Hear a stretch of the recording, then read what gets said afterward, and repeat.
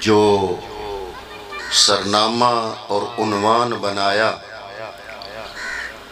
وہ سورہ الجاسیہ کی آیت نمبر 23 تلاوت کرنے کی سعادت حاصل کی۔ دعا ہے کہ اللہ رب العالمین ہمیں اپنا سچا سچا لا ریب کلام پڑھنے، صحیح سمجھنے اور اس پر عمل کرنے کی توفیق عطا فرمائے۔ جو آیا مبارکہ تلاوت کی، اللہ نے محبوب کو مخاطب کر کے ایک عجیب حقیقت کو آشکارا کیا،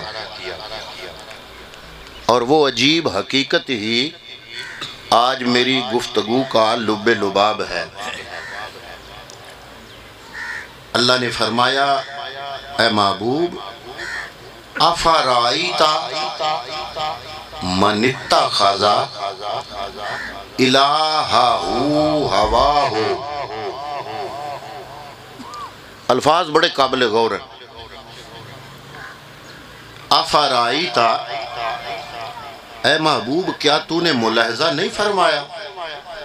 اے میرے حبیب کیا تو نے دیکھا نہیں؟ یا اللہ کیا؟ فرمایا من، اس بندے کو اتخذ الہہ، جس نے اپنا الہ بنایا، اپنا معبود بنایا۔ کس کو؟ یہ بات بڑی عجیب ہے، اور یہی حقیقت آپ کے سامنے رکھنی ہے۔ بھی ابتدا سے لے کے لوگ گمراہ تو ہوتے رہے، بت پرستی تو کرتے رہے۔ کسی نے لات کو معبود بنایا، کسی نے عزا کو معبود بنایا، کسی نے منات کو معبود بنایا، کسی نے آگ کو معبود بنایا، کسی نے سورج کو معبود بنایا، کسی نے چاند کو معبود بنایا، کسی نے اژدہا، سانپ کو، ہاتھی کو، شیر کو معبود بنایا۔ لوگوں میں ایسے بھی گزرے ہیں کہ جس شے سے متاثر ہوئے اس کو اپنا معبود بنا لیا۔ یا الہ العالمین، یہ تو ہم دیکھتے آ رہے ہیں۔ کبھی لوگوں نے بتوں کو معبود بنایا، ان کے نام رکھے، لات کو معبود بنایا، عزا کو معبود بنایا، منات کو معبود بنایا، سورج کو معبود بنایا، چاند کو معبود بنایا، شیر کو معبود بنایا۔ جس شے سے یہ حضرت انسان متاثر ہوتا گیا، اس چیز کو اپنا معبود بناتا گیا۔ لیکن اس آیا مبارکہ میں رب العالمین نے اپنے محبوب کی توجہ جس چیز کی طرف دلانے کی کوشش فرمائی ہے، وہ بات بڑی عجیب ہے۔ فرمایا، افرائیت من اتخذ الہہ ہواہ۔ اے میرے محبوب، کیا تو نے اس شخص کو نہیں دیکھا کہ جو معبود بنانے پہ آیا تو اس نے اپنے ہوائے نفس، خواہش نفسانی، اپنے اس نفس کو معبود بنا لیا۔ یا الہ العالمین، یہ بات بڑی عجیب ہے۔ اپنی ذات کو معبود، اپنے نفس کو معبود، اپنی خواہش نفسانی کو معبود بنا لیا۔ سمجھا نہیں کہ کیسے معبود بنا لیا۔ علماء نے تفسیر بیان کی کہ جو بندہ رب العالمین پر ایمان رکھنے کے باوجود پڑھتا تو ہے لا الہ الا اللہ، لا کا معنی نہیں ہے، نہیں ہے، نہیں ہے۔ الہ کوئی معبود نہیں ہے، کوئی معبود نہیں ہے۔ ہمارا کلمہ طیبہ نہیں سے شروع ہوا، نا سے شروع ہوا، لا سے شروع ہوا۔ ساری کائنات کے خداؤں کی نفی کر دی کہ کوئی خدا نہیں ہے۔ نہ چاند خدا ہے، نہ سورج خدا ہے، نہ چیتا خدا ہے، نہ شیر خدا ہے، نہ آگ خدا ہے، نہ بت خدا ہے، نہ لات منات اور عزا خدا ہے، نہ یہ خواہش نفس خدا ہے۔ من اتخذ الہہ ہواہ۔ اے میرے محبوب، کیا تو نے اس شخص کو نہیں دیکھا کہ جس نے رب کے مقابلے میں کسی اور کو معبود تو نہیں بنایا، آگ کو تو نہیں بنایا، سورج چاند ستاروں کو تو معبود نہیں بنایا، لات منات اور عزا کو تو معبود نہیں بنایا۔ وہ بندہ بڑا حیران کن ہے، اس کا عمل بڑا حیران کن ہے۔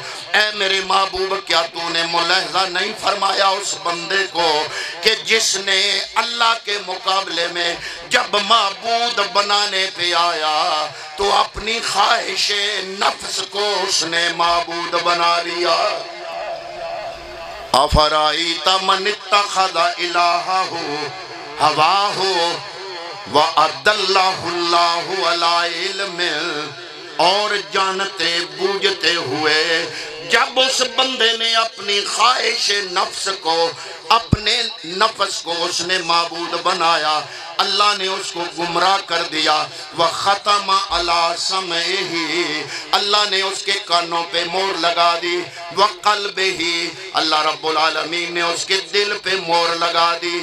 وَجَعَلَ عَلَىٰ بَصَرِهِ غِشَاوَةً، میرے رب نے اس کی آنکھوں کے سامنے پردہ ڈال دیا۔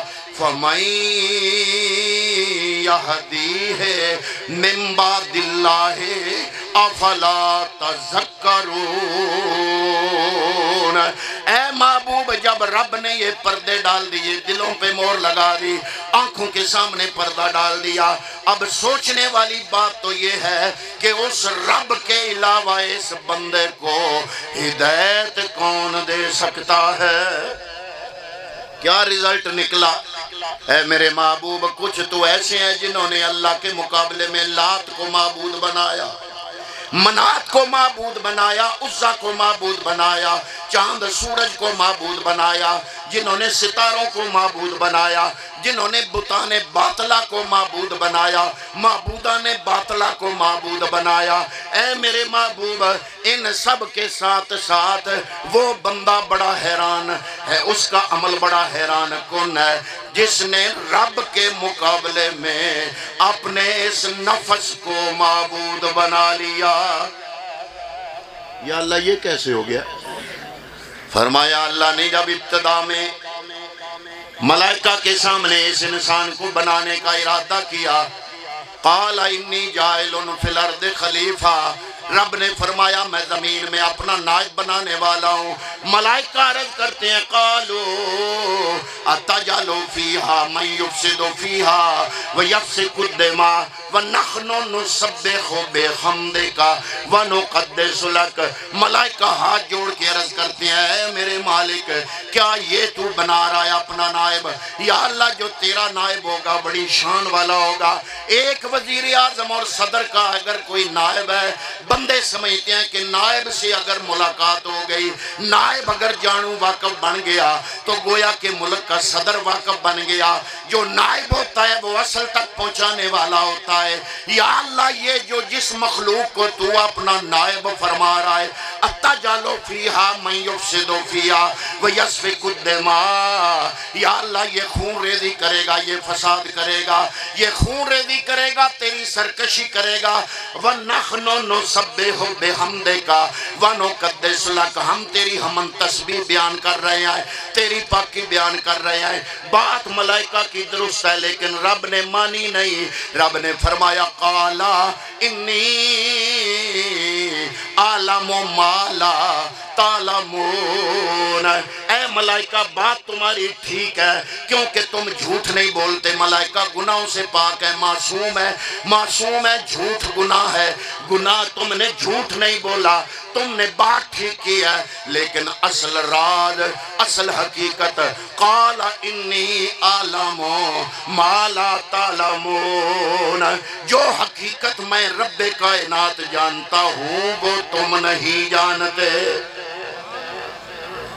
اب وہ کیا حقیقت ہے؟ علماء مفسرین فرماتے ہیں ملائکہ بھی درست ہیں کیونکہ ان کی نظر میٹیریل پر ہے، رب نے اس انسان اپنے نائب کو بنانے کے لیے 4 عناصر ترکیبی، آگ، مٹی، پانی، ہوا، یہ 4 عناصر ترکیبی ملائکہ کو دیے کہ گوندو آمیزہ تیار کرو، آمیزہ تیار کرو، اس سے میں نے اپنا نائب انسان کو بنانا ہے، حضرت انسان کی تخلیق کرنی ہے۔ اب علماء فرماتے ہیں ملائکہ کی نظر میٹیریل پر ہے، اور علماء فرماتے ہیں کہ انسان 2 قسم کا ہے، ایک ہے جسم والا انسان، ایک ہے روح والا انسان، ایک ہے ظاہر والا انسان، ایک ہے باطن والا انسان، ایک ہے نفس والا انسان، ایک ہے روح والا انسان۔ انسان 2 طاقتوں کا مجموعہ ہے، اس کے اندر نفسانی طاقت بھی ہے، اس کے اندر رحمانی طاقت بھی ہے۔ اللہ فرما رہا ہے ملائکہ بات تمہاری ٹھیک ہے، جب یہ بنے گا تو میری سرکشی کرے گا، لیکن تمہاری نظر میٹیریل پر ہے، میری نظر اپنی روح پر ہے۔ وَنَفَخْتُ فِيهِ مِن رُوحِي، اس میٹیریل میں میں رب اپنا روح پھونکوں گا۔ اب اس کا مقابلہ ہوگا حضرات محترم، ہر بندہ چاہے وہ کلمہ پڑھنے والا، کوئی بھی کسی بھی شعبے سے تعلق رکھنے والا ہے، اس کے اندر یہ تذبذب کی کیفیت ہے۔ جب سے وہ بالغ ہوتا ہے مقابلہ آرائی شروع ہوتی ہے، نفس بھی اندر ہے، روح بھی اندر ہے۔ روح کا شہنشاہ ہے وہ بندہ مومن کا دل ہے۔ حضور سے میرے صحابی نے پوچھا یا رسول اللہ یہ نفس کہاں ہے؟ میرے نبی نے اشارہ کر کے سینے کی طرف فرمایا نفس بھی یہاں رہتا ہے اور رب رحمان کا ڈیرہ بھی یہاں پر ہے۔ لیکن اگر جو بندہ اپنے نفس کو کڑیالہ دے لیتا ہے، اپنے نفس کو کنٹرول کر لیتا ہے، تو گویا اس کا دل پاک، صاف، طیب، طاہر جب بنتا ہے تو عام نہیں، رب کائنات اپنا ڈیرہ بندہ مومن کے دل میں لگا لیتا ہے۔ دل بدستاور کے حج اکبر است، از ہزاراں کعبہ یک دل بہتر است، کعبہ تعمیر خلیل اتر است، و دل گزرگاہ جلیل اکبر است۔ کہا کہنے والوں نے کہا دل بدستاور، اگر یہ خواہش نفس اپنے کنٹرول میں آ گئی، یہ وہ بندہ جو اپنے نفس کا غلام نہیں، وہ بندہ جو اپنے نفس کا غلام نہیں، وہ بندہ جو اپنے نفس کا غلام نہیں، اپنی روح کا غلام ہے، اپنا جسم ہے اس کا، لیکن اس پہ حکم نفس کا نہیں چلتا، رب کا چلتا ہے۔ یہ جو بندہ مومن کا جسم ہے، اس پہ خواہش نفس کا حکم چلانے کی بجائے جو بندہ اپنے رب کا اس مملکت میں حکم چلاتا ہے، یہ ولی کیسے بنتے ہیں؟ ایسے ہی بنتے ہیں، ابتدا ہوتی ہے اپنے نفس کا مقابلہ کرنے سے، جو نفس کہتا ہے اس کے خلاف چلتے ہیں۔ ایسے بھی ہوتے ہیں ساری زندگی خربوزہ نہیں کھاتے، پوچھا جاتا ہے جناب خربوزہ کیوں نہیں کھایا؟ انہوں نے کہا پتہ نہیں چل سکا کہ حضور نے کاٹ کے کھایا تھا کہ توڑ کے کھایا تھا۔ خربوزہ اس لیے نہیں کھایا پہلے پتہ چلے کہ محمد مصطفیٰ نے کس ادا اور کس لہجے سے خربوزہ کھایا تھا۔ پہلے خواہش نفس، ساری لڑائی بندے کی اپنے اندر کے ساتھ ہے۔ اگر اس خواہش نفس کو قابو کر لیا، دل بدستاور کے حج اکبر است، از ہزاراں کعبہ یک دل بہتر است، کعبہ تعمیر خلیل اتر است۔ انہوں نے کہا جو بندہ دل کو قابو کر لیتا ہے وہ حج اکبر کر لیتا ہے۔ میں نے کہا جناب حج اکبر تو کعبے کا طواف کرنے سے ہوتا ہے۔ انہوں نے کہا از ہزاراں کعبہ یک دل بہتر است، 1000 کعبوں سے بندہ مومن کا ایک دل اچھا۔ میں نے کہا جناب ایسے نہ کرو، کعبہ ہے، دل ہے۔ انہوں نے کہا کعبہ تعمیر خلیل اتر است، کعبہ ابراہیم خلیل اللہ کی تعمیر ہے، وہ دل گزرگاہ جلیل اکبر است، اور دل بندہ مومن کا وہ ہے جو رب کے جلووں کی گزرگاہ بن جاتا ہے۔ حضرت عطا رضی اللہ تعالیٰ عنہ ایک بہت بڑے ولی کامل ہوئے ہیں، بازار سے گزر رہے تھے تو ایک دیوانی لونڈی، لوگوں نے کہا پاگل ہے یہ، وہ کوئی بیچنے کے لیے لایا، تو دیوانی ہونے کی وجہ سے قیمت کم تھی، آپ نے خرید لی۔ خرید کے گھر لے آئے. جب رات ہوئی تو حضرت عطا رحمت اللہ تعالیٰ علیہ سو رہے تھے. تو رات کو باندھی اٹھی, اس نے وضو کیا, اللہ کی عبادت شروع کر دی. عبادت کرتی رہی. تھوڑی دیر عبادت کرنے کے بعد ہاتھ اٹھاتی ہے, اللہ کی بارگاہ میں التجا کرتی ہے, اے میرے مالک, اے میرے معبود, تجھے اس محبت کی قسم. ذرا توجہ کرنا لفظوں کی طرف. وہ باندھی رب کی بارگاہ میں عرض کرتی ہے, میرے معبود, رب کی بارگاہ میں دعا کر رہی ہے, میرے معبود, اے میرے مالک, تجھے اس محبت کی قسم جو تو میرے ساتھ کرتا ہے, مجھ پہ رحم فرما دے. حضرت عطا رضی اللہ تعالیٰ عنہ کو جاگ ویسے ہی رہے تھے. آپ نے فرمایا, اے لونڈی, ایسے نہ کہو کہ اے اللہ تجھے اس محبت کی قسم جو تو میرے ساتھ کرتا ہے یہ نہ کہو, بلکہ یوں کہو, اے اللہ تجھے اس محبت کی قسم جو میں تیرے ساتھ کرتی ہوں. کیونکہ یہ تو پتہ نہیں کہ اللہ تجھ سے محبت کرتا بھی ہے کہ نہیں. اب بات تھی بڑی عجیب. وہ تھے ولی کامل اور یہ تھی ایک لونڈی. اور فرماتے ہیں اس دن مجھے پتہ چلا کہ لوگ اس کو دیوانی کیوں کہتے ہیں. اس نے بڑا تاریخی جملہ بولا. اس نے کہا, اے اللہ کے ولی, اے درویش, اے عطا,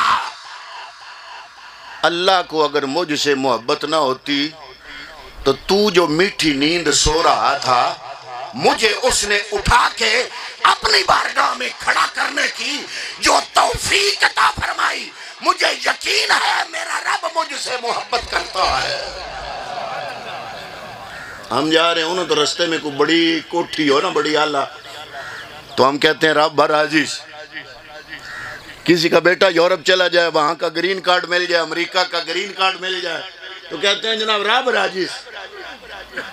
ہم نے دنیا کو کسوٹی بنایا رب کی رضا کے لیے, لیکن اللہ کے جو نیک بندے ہیں وہ کہتے ہیں کہ رب جس پہ راضی ہوتا ہے اس کو اپنے رستے کیا شوق, اپنے رستے کی لو, اپنے رستے کا عشق اس کے دل میں پیدا کر دیتا ہے.